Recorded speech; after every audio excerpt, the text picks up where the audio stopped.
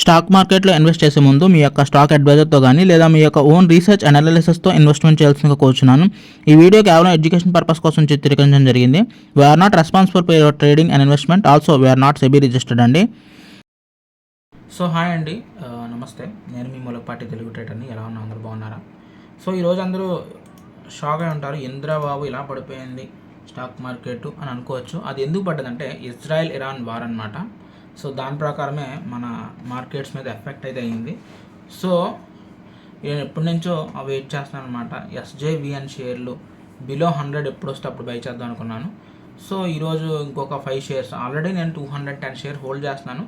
మొన్న ఒక 5 shares by చేశానండి, కాకపోతే 1 or 2 రూపీస్లో షేర్ యాడ్ చేశాను. దానివల్ల ఏంటంటే అది 125.64కి వచ్చింది.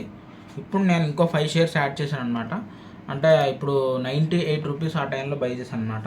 సో నాకు తెలిసి ఇప్పుడు 20 షేర్స్ అయితే నేను హోల్డ్ చేస్తున్నాను. సో అట్మాస్ఫియర్ 125.01 యావరేజ్ అయితే వస్తుంది అనమాట టోటల్.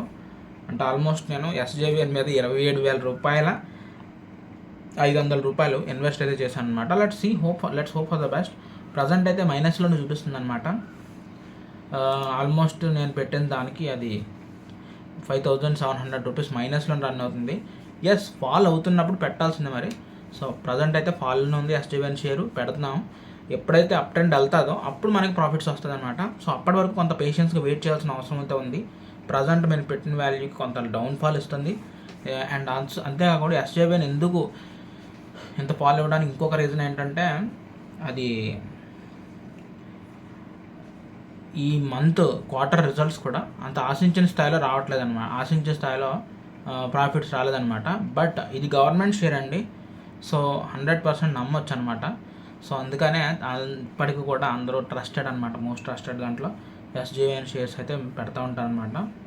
సో చూద్దాం, let's hope for the best.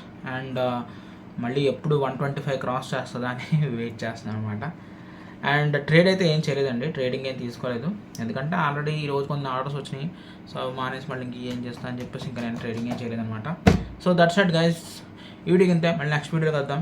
And ఏమైనా డౌట్స్ ఏమైనా ఉంటాయి మీకు, ఓకేనా, స్టాక్ మార్కెట్లో, లేదా పోనీ డౌట్స్ కాదు కానీ మీకు తెలిసిన ఇన్ఫర్మేషన్ నాకు షేర్ చేయాలనుకున్నా, do not hesitate to contact us in WhatsApp group link అనేది ఉందన్నమాట.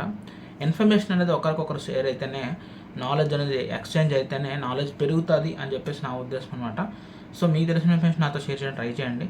అండ్ ఒకవేళ మీకు ఏమైనా ఇన్ఫర్మేషన్ తెలిస్తే వాట్సాప్ గ్రూప్లో పోస్ట్ చేయడం ట్రై చేయండి, okay. So that's it guys, ఈ వీడియోకి ఇంత నెక్స్ట్ వీడియోకి వద్దాం. లింక్ డిస్క్రిప్షన్లో ఉంది. బాయ్.